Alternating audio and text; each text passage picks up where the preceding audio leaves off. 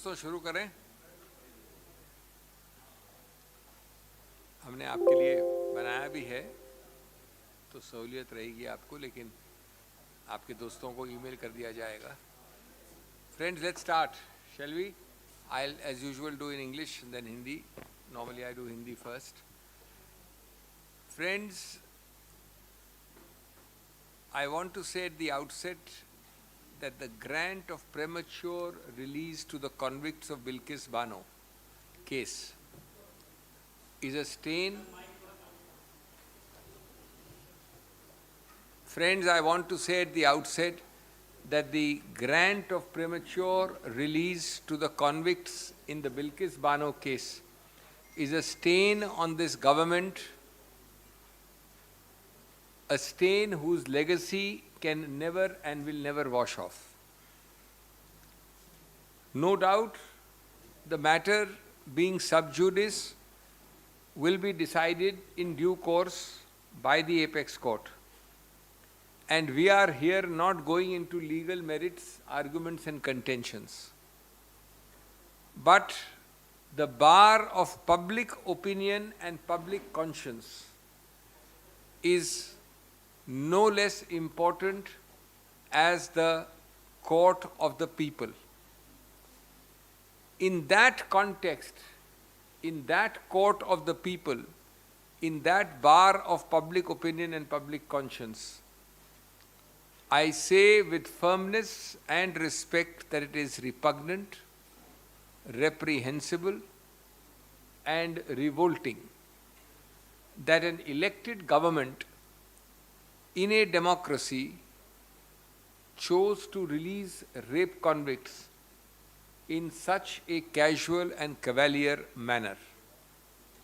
Friends, the reason for the press conference is that in the recently filed counter affidavit in the apex court, which has now come in the public domain, shocking revelations have come to light.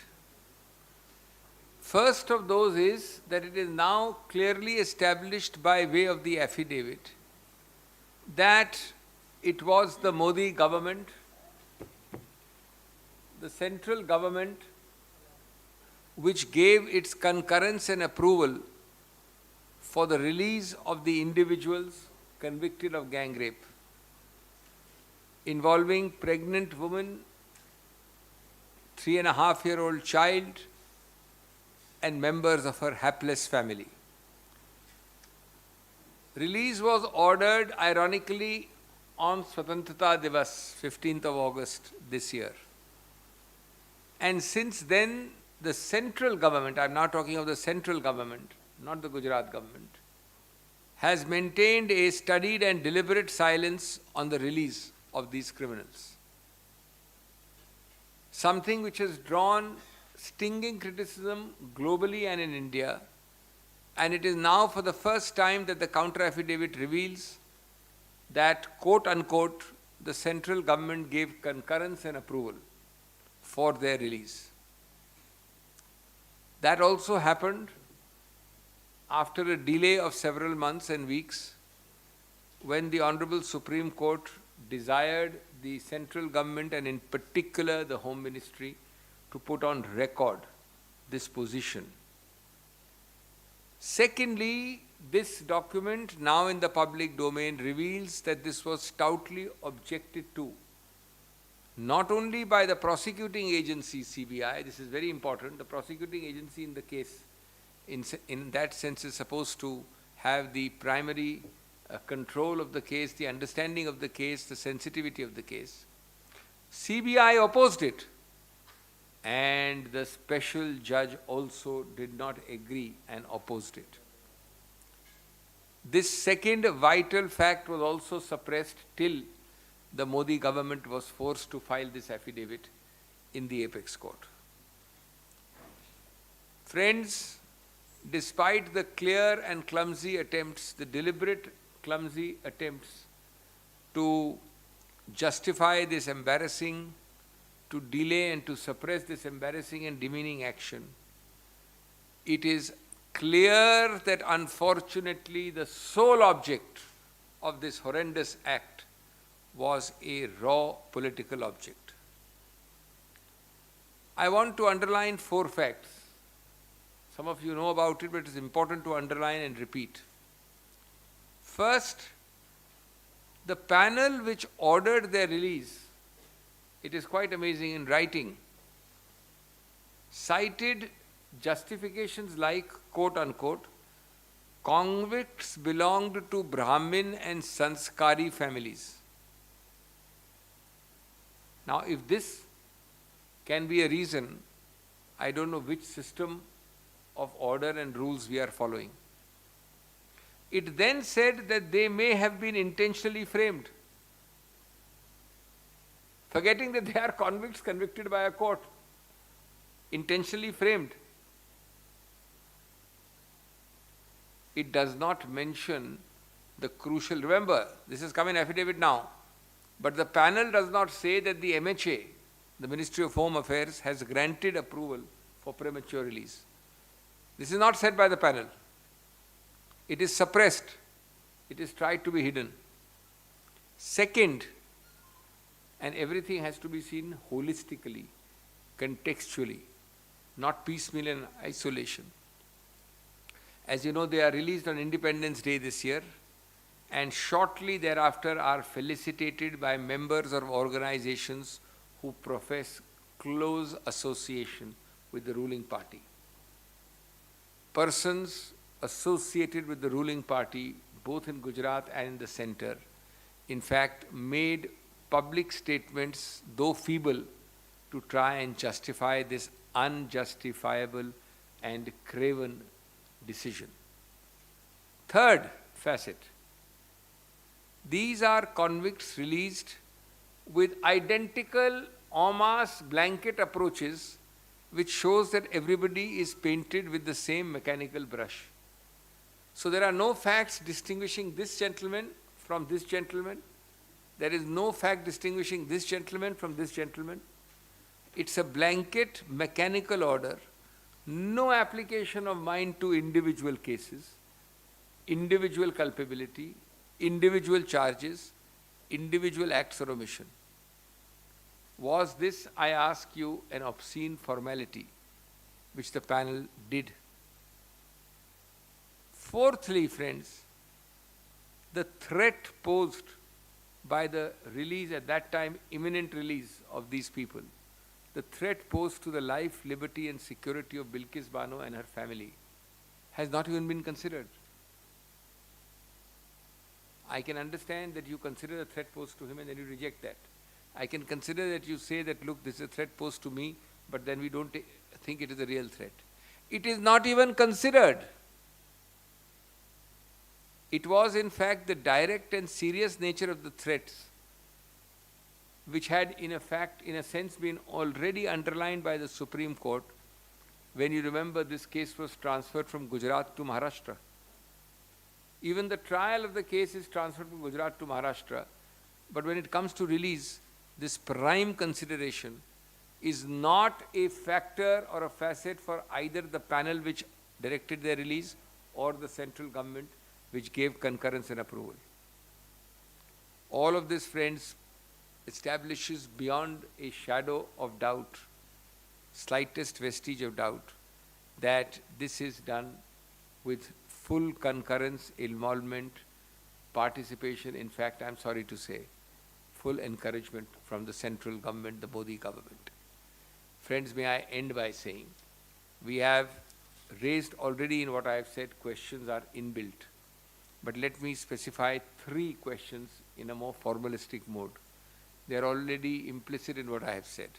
1, why did the Modi government, the central government, decide to grant this concurrence and approval despite objection of senior officials, prosecuting agency and the trial judge?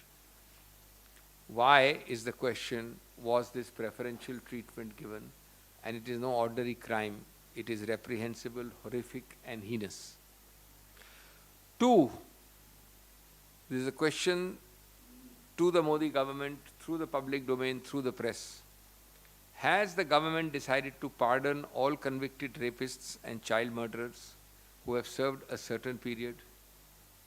With this precedent in a reprehensible gang rape and child murder case, how will you deal with other such demands in other similar crimes in other parts of the country? Will the Modi government tell us that? Or was this a special one-off for a special blue-eyed category of convicts? And third, will such treatment which was accorded to these convicts post-release, will it be accorded to all, or is it a limited time period treatment depending on elections coming up? Friends, I don't want to use harsh words, but I am compelled to say this much at least, and I am ending. There are many compromises in politics, no doubt. But the BJP has made the greatest compromise of all. A sacrifice, this is the compromise the BJP has made. A sacrifice of the last shred of conscience that separated them from their craven and venal elements who prize solely their own political survival over everything else. दोस्तों, मैं संक्षेप में आपको हिंदी में बताना चाहता हूँ कि जो ये बड़ी विडंबना है, बड़ा विचित्र बात है, एक बहुत बड़ी आडंबर है कि एक तरफ बेटी बचाओ बेटी पढ़ाओ की सीख दी जाती है आपको, दिन प्रतिदिन स्लोगन बनाए जाते हैं, जुमले कसे जाते हैं, और एक तरफ बेटी बचाओ बेटी पढ़ाओ और दूसरी तरफ बलात्कारियों को जेल से छुड़ाओ। ये कैसा विरोधाभास है, ये कैसी विडंबना है, ये कैसा आडंबर है।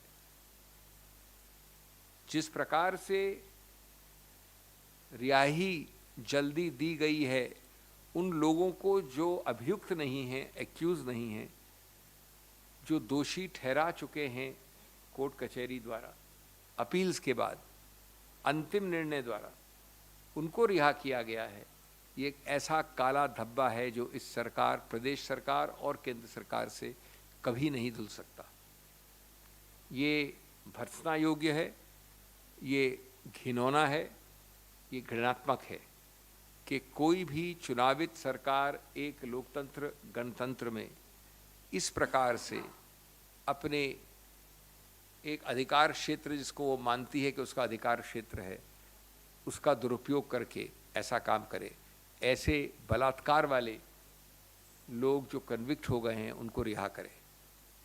ये हम आज इसलिए आपके समक्ष आए हैं क्योंकि 2 दिन पहले कोर्ट के कई आदेशों के बाद जो हलफनामा केंद्र सरकार ने, अब मैं केंद्र सरकार की बात कर रहा हूँ, दायर किया है उच्चतम न्यायालय में, उसमें बड़ा स्पष्ट पहली बार ये कहा है कि हमने यानी मोदी सरकार ने ये सहमति, ये हामी भरी है कि इन लोगों को जो एक सामूहिक बलात्कार के विषय में कन्विक्टेड हैं, अभियुक्त नहीं मैं दोहरा रहा हूँ, जिसमें 3-3.5 वर्ष की आयु के बच्चे मारे गए हैं, गर्भवती महिलाओं पे आघात हुआ है, उनको हम रिहा कर रहे हैं। इसकी सहमति, इसकी अनुमति, इसका कंकरेंस, इसकी हामी केंद्र सरकार ने दी है।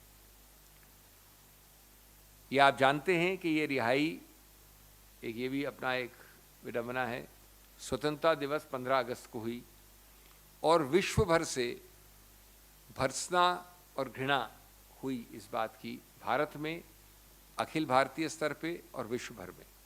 लेकिन पिछले 2-3 महीनों से बिल्कुल चुप्पी साधी है मोदी सरकार इस विषय में, और ये कभी नहीं कहा कि केंद्र सरकार ने इसकी अनुमति और हामी भरी थी।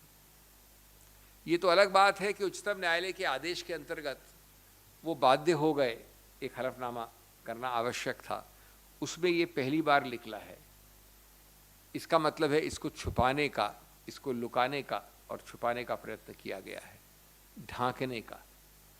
दूसरा पहलू, इन्हीं हलफनामों से और इन्हीं कागजात से ये अब अवगत होता है कि सीबीआई जो मुख्य प्राथमिक प्रोसिक्यूटिंग संस्था है, और आप जानते हैं प्रोसिक्यूटिंग संस्था का अहम रोल होता है, वो सबसे ज़्यादा समझती है केस को, सबसे ज़्यादा नियंत्रित वही करती है केस को कानून के द्वारा हमारे सिस्टम में।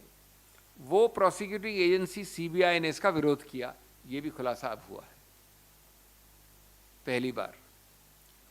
तीसरा, जैसा आपको बताया नहीं क्या 15 अगस्त के पहले, तीसरा इसका भी खुलासा अब पहली बार हुआ है कि जो स्पेशल जज जो ऐसे मामलों की ट्रायल करते हैं, सुनवाई करते हैं, तथ्यों को लेते हैं, क्रॉस एग्जामिनेशन करते हैं, उन जज ने भी इसका विरोध किया। ये सब चीज़ें आपसे अभी हलफनामे तक छुपाई गई हैं। काले करतूतों को छुपाने का प्रयत्न मोदी सरकार ने किया है।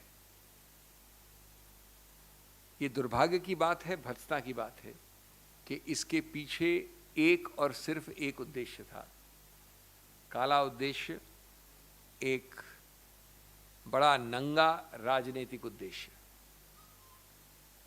ये नंगा राजनीतिक उद्देश्य 3-4 चीज़ों से बड़ा स्पष्ट रूप से बाहर आता है, सामने आता है। पहला, जिसका आप संज्ञान सबको है, जिस पैनल ने, प्रदेश सरकार के पैनल ने ये कहा कि आप रिहा कर सकते हैं ऐसे लोगों को जो बलात्कार के कॉन्विक्ट्स हैं, अभियुक्त नहीं है, उसने लिखा है, ये विचित्रता नहीं, ये एक चरम सीमा है लिखित रूप से, कि ये लोग कोट अनकोट ब्राह्मण और संस्कारी परिवार के लोग हैं। ऐसे शब्द बलात्कारी कॉन्विक्ट्स के लिए इस्तेमाल करना। और फिर लिखा है कि शायद ये कोट अनकोट इंटेंशनली फ्रेम्ड हैं, जानबूझकर इनको फ्रेम किया गया, इसकी संभावना है।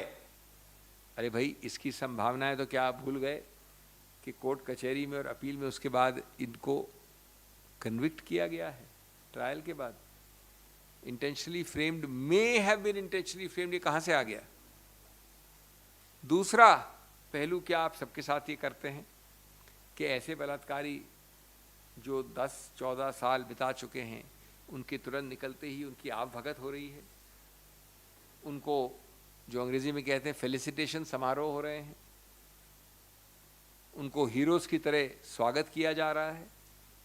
और उसके बाद जब ये प्रश्न उठा तो मीडिया में कई उन लोगों ने जो सीधा संबंध रखते हैं सत्तारूढ़ पार्टी से, प्रदेश में भी और केंद्र में भी, उन्होंने इसका समर्थन किया, अपने आप को सही बताने का प्रयत्न किया। तीसरा, ये महत्वपूर्ण है, कोई प्रयत्न नहीं किया गया है कि इतने सारे लोग थे, 5, 7, 10 लोग, उनको अलग अलग रूप से कि इस व्यक्ति को क्यों छोड़ें, इसकी गलती ये है या ये गलती नहीं है, या इस महिला को क्यों छोड़ें, इसकी गलती नहीं है इस कारण से, या इस व्यक्ति को क्यों छोड़ें, यानी व्यक्ति विशेष विश्लेषण का प्रयत्न भी नहीं किया। एक सामूहिक रूप से आम आदेश दे दिया कि इन सबको छोड़ दिया जाए। अरे भाई, सामूहिक रूप से आम आदेश देने का मतलब है कि आपने अपना दिमाग लगाया नहीं व्यक्ति विशेष केसेस में। इनके कारण छूटने के या नहीं छूटने के मेरे से अलग होंगे, और मेरे कारण छूटने नहीं छूटने से इस महिला के आगे से फर्क होंगे। तो हम सबको सामूहिक रूप से एक ही पेंट ब्रश से रंगित करके आप कैसे निर्णय ले सकते हैं? ये तीसरा एक पहलू है। चौथा, आपको याद है कि जब ट्रायल हो रही थी उस वक्त से उच्चतम न्यायालय ने कहा है कि हमको बहुत ज़्यादा सोच है बिल्किस बानो उनके परिवार की सुरक्षा और सिक्योरिटी के बारे में, और उस वक्त इस आधार पर गुजरात से महाराष्ट्र स्थानांतरण किया गया इस केस का। और अब आपने जब कन्विक्ट कर दिया और जब रिहाई की तो पैनल ने कहीं लिखा ही नहीं इसके बारे में। फिर वही कि आपने अपना दिमाग इस विषय पे अप्लाई किया कि नहीं? बिल्कुल नहीं किया कि क्या इसका दुष्प्रभाव पड़ सकता है। ये क्या कानूनी है? कि मैं ये मान सकता हूँ कि आप कहें कि इसका दुष्प्रभाव नहीं पड़ता है, लेकिन आपने ये सोचा ही नहीं, आपने अपना मस्तिष्क और दिमाग इस पे लगाया नहीं। क्यों? क्योंकि आपका शुरुआत से मंतव्य और गंतव्य पूर्व निर्धारित था, द्वेष की भावना से कि भाई इनको रिहा करना ही है, येन केन या प्रकारेण। अंत में मैं ये कहूँगा कि जो मैंने बातें कही हैं उसमें प्रश्न निहित हैं, बट 3 प्रश्न मैं फिर भी आपके समक्ष स्पष्ट रूप से रखना चाहता हूं मोदी सरकार के लिए, समाज के थ्रू, मीडिया के थ्रू। एक के बड़े बड़े संस्थाओं और व्यक्तियों के विरोध के बावजूद, सीबीआई के विरोध के बावजूद, स्पेशल जज के विरोध के बावजूद, किस कारण आधार से मोदी सरकार ने अनुमति दी इनकी रिहाई की, ऐसे घृणात्मक क्राइम के विषय में? क्यों, कैसे? दूसरा, क्या सभी बलात्कारियों से ऐसा ही बर्ताव करने का निर्णय ले लिया है मोदी सरकार ने? ये नया बलात्कार के क्राइम का एक नया स्टैंडर्ड, गोल्ड स्टैंडर्ड बनाया गया है सरकार ने? और तीसरा, अगर ये सिर्फ इस केस के लिए है तो इस केस में क्या विशेषताएं हैं जिससे इस केस में आपने ये अपनाया है सिद्धांत, कसौटी? और क्या ऐसी स्पेशल विशेष कसौटी चुनाव से सिर्फ प्रभावित होती है और सिर्फ चुनाव से संबंध रखती है? मैं अपनी बात अंत करूंगा ये कहकर, एक, कि इसमें कोई दो राय नहीं कि उच्चतम न्यायालय इसमें निर्णय लेगा, ये सब जुडिस मामला है, इसलिए हम इसके मेरिट्स के ऊपर कोई टिप्पणी या कोई निर्णय नहीं दे रहे, न देना चाहते हैं। लेकिन हम हमेशा मानते हैं कि एक सामूहिक समाज और जनता जनार्दन का जो मत होता है और जो जनता जनार्दन वाला कोर्ट कचहरी होती है, जो आत्मा वाली कोर्ट कचहरी होती है, जो करुणा वाली कोर्ट कचहरी होती है, उसमें, उस कसौटी में ये सरकार पूरी तरह से विफल हुई है, हार गई है। और यद्यपि हम सब समझते हैं कि राजनीति में कॉम्प्रोमाइज़ होते हैं, गलत रूप से समझौते किए जाते हैं, लेकिन ऐसा घिनौना समझौता जो बीजेपी ने राजनीतिक उद्देश्य से किया है, अपनी आत्मा को छोड़कर, अपनी कोई भी करुणा को हटाकर, सिर्फ राजनीतिक उद्देश्यों से उन बलात्कारियों के साथ जो समझौता किया है, ये कड़े से कड़े शब्दों में इसकी भर्त्सना करें तो भी वो कम होगा। धन्यवाद।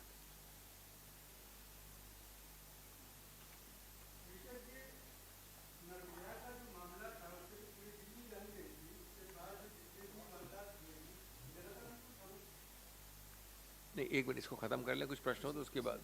क्या, किसी निर्भया? अच्छा अच्छा,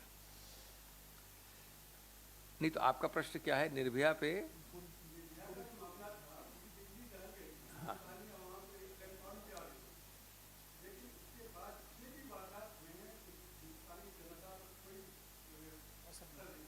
नहीं, मैं नहीं मानता कि हिंदुस्तानी जनता का आज हृदय इतना कठोर हो गया है कि निर्भया के बाद कोई असर नहीं है। मैं बिल्कुल असहमत हूँ।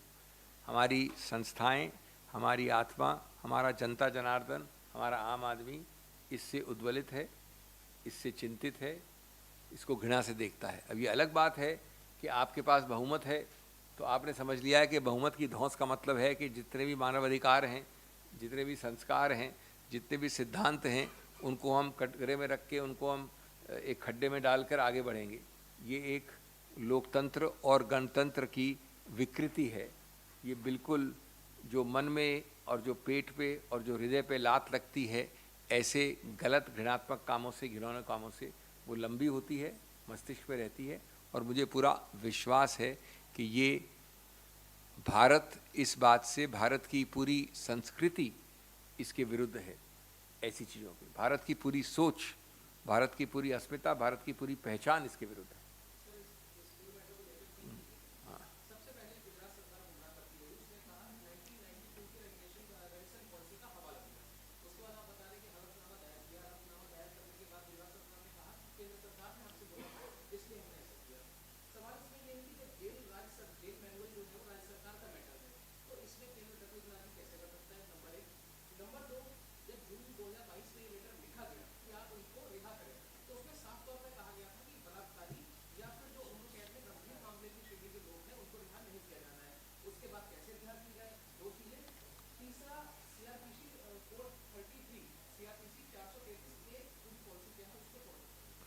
देखिए, आपने कई प्रश्न उठाए, कुछ आपके प्रश्नों का उत्तर उच्चतम न्यायालय देगी। आज भी लगा था केस, मैं खुलासा कर दिया है, पहले भी वापस कर रहा हूँ कि मैं भी उस केस में पेश हो रहा हूँ, इसलिए मैं केस के मेरिट्स पे ज़्यादा बात नहीं करूँगा। आपने कुछ कानूनी प्रश्न उठाए हैं, लेकिन इतना ज़रूर कहूँगा कि उनमें से एक बड़ा रोचक बात है, दावा था प्रत्याशियों का जिनके लिए मैं भी पेश हो रहा हूँ, महुआ मित्रा की पिटीशन में मैं अपेयर हो रहा हूँ, इत्यादि इत्यादि।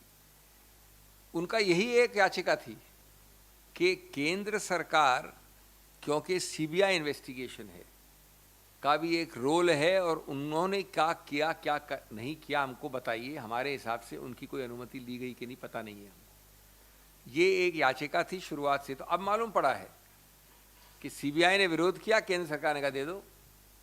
नंबर 2, क्यों किया ये आप मेरे से कैसे पूछ सकते हैं? मैं तो आपके साथ जुड़ा हूँ, यही प्रश्न आपके जरिए पूछ रहा हूँ। अब इसमें इन्होंने सिर्फ ये कहने के कि हमने पूरा व्यापक समावेश देखकर एक पूरा लंबा चौड़ा सोच के हम, क्योंकि केंद्र सरकार हम ये अधिकार क्षेत्र रखते हैं, हमने किया है निर्णय, इसके अलावा कुछ भी नहीं। उस हलफनामे का उत्तर आएगा, प्रत्युत्तर आएगा। लेकिन ये गैर कानूनी है, ये तो निश्चित है मेरे मानने में, और ये जल्द से जल्द उच्चतम न्यायालय निर्णय करेगा, ये हम आशा और विश्वास रखते हैं। और हम समझते हैं कि एक भी कारण नहीं दिया है केंद्र सरकार ने, सिवाय इसके कि मैं केंद्र सरकार हूं, मेरा अधिकार क्षेत्र, मैंने दिया आपको अनुमति। आप ये बताइए मेरे को कि बलात्कार के ऑफेंस में, बलात्कार को छोड़िए, छोटे छोटे ऑफेंसेस में कभी ऐसा हुआ है कि ये सीबीआई मना करें, आप स्पेशल जज हैं, आप मना करें, और मैं केंद्र सरकार कहूँ कि बलात्कार के ऑफेंस में एक रूप से सामूहिक रूप से रिहा कर दीजिए? इसमें तो कॉमन सेंस चाहिए, इसमें तो कानून की ज्ञान भी नहीं चाहिए ज़्यादा। अब ये अलग बात है कि हमारे यहाँ विलंब होता है, ये अलग बात है कि अभी कुछ समय लगेगा, ये अलग बात है कि आप कह सकते हैं अभी तक उच्चतम न्यायालय में लंबित है इसलिए कोई निर्णय नहीं आया है। लेकिन जो मैंने कहा कि जो जनता जनार्दन का कोर्ट कचहरी है, जो आघात होता है हमारी सोच, आत्मा और हमारी करुणा में, वो बहुत दूरगामी होता है, और उससे थोड़ा भय कभी न कभी सरकार को होना चाहिए। और एक याद रहे, वैसे मैंने कहा, एक व्यक्ति के बारे में भी व्यक्ति विशेष कुछ नहीं कहा गया है। ये लंबे हैं, मैं चौड़ा हूँ, ये बूढ़े हैं, मैं यंग हूँ, इनको ये दुष्प्रभाव होगा, ये नहीं होगा, तो समझ आता है कि भाई 11 में से एक आदमी को छोड़ दो। 11 के 11 को बिना कारण के, बिना व्यक्ति विशेष छोड़ देना तो अपने आप दिखाता है कि आपने मस्तिष्क लगाया नहीं अपना। जी हाँ हाँ,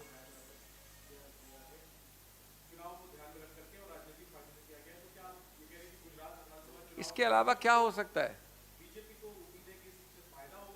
देखिए, होगा कि नहीं ये मैं नहीं कह रहा हूँ, इस पर कोई संदेह नहीं है कि जो व्यक्ति ऐसा करता है, जो कि अभी भी अकारण है, आज हलफनामे के बाद भी अकारण है, तो उसका कारण तो मैं तो एक ही सोच सकता हूं कि हमेशा सस्ती राजनीति और नंगी राजनीति खेलने के कई उदाहरण हुए हैं पहले, इसमें एक और श्रृंखला में आप जोड़ दीजिए। वो होता है कि नहीं होता, मैं मानता हूं कि हमारी जनता जनार्दन बहुत संतुलित भी होती है, बहुत समझदार भी होती है, बहुत दूरगामी और सोच की भी होती है, एक विजन भी होता है उनका, वो एक अलग मुद्दा है। लेकिन आपका प्रयत्न तो है क्लियरली कि इसका कोई फायदा उठाया जाए।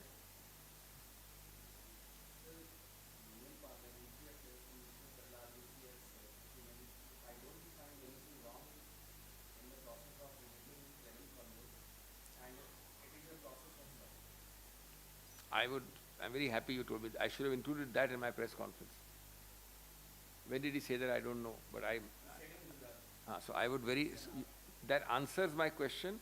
Kindly add it as my press conference, what your question is. A sitting minister campaigning in Gujarat elections says that he finds nothing wrong in releasing 11 group convicts for gang rape and murder of pregnant women and children. I leave it to judge for yourself. I leave it to judge the last question about political motive. This has happened that time also, on 15th August, when they were released on 17th or 18th. But now you are expanding it to central cabinet ministers. I would condemn it in the strongest word. It is okay, you have a majority. It doesn't mean that you can do what you like. It doesn't mean that this is a lawless world. It doesn't mean this country has no conscience. It doesn't mean there is no rule of law. It doesn't mean that there is no compassion. आपने जो अभी कहा वो एक एक शब्द जो मैंने कहा है अपनी प्रेस वार्ता में, उसका पुष्टिकरण करता है। कितना घिनौना है कि केंद्र के मंत्री चुनाव के सस्ती राजनीति, नंगी राजनीति के आधार पे, उसके उद्देश्य से ये कहते हैं कि मुझे कुछ भी बुरा नहीं लगता कि एक सामूहिक बलात्कार के ऑफेंस में जिसमें 3-3.5 आयु के बच्चे, वर्षों के आयु के बच्चे, महिलाएं, गर्भवती महिलाओं की हत्या हुई हो या बलात्कार हुआ हो, उस विषय में आप छोड़ दें, रिहा कर दें, उसको मुझे कुछ बुरा नहीं लगता है। मैंने आपको उदाहरण दिया कि इसमें आज भी हलफनामे के बाद अकारण है। कारण सिर्फ एक है, नंगी राजनीति, सस्ती राजनीति। उसका पुष्टिकरण आपने किया है अभी। राजनीतिक कैंपेन के दौरान एक सिटिंग मंत्री ये कहते हैं, इससे ज़्यादा घिनौनी चीज़ क्या हो सकती है? क्या इस सरकार की पहचान ये है? क्या इस देश की अस्मिता और संस्कार ये है? ये मैं आपके लिए छोड़ता हूँ, जज करने के लिए, निर्णित करने के लिए।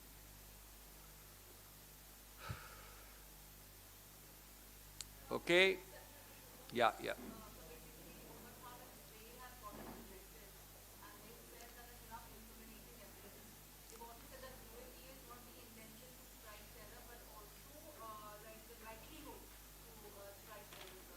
no, how there is no question of reacting to an individual court decisions come today. This is a system, a process of law, and this is Mr. Khalid's full right to challenge or not to challenge. An appropriate court will decide this. We have nothing to say. It is based on individual evidence. But certainly, you have to have faith in the process of law. You win some, you lose some. Other courts may hold this way or that way. It is for him to exercise his rights. There is no question of me from this podium going into the individual merits of an individual case. Okay.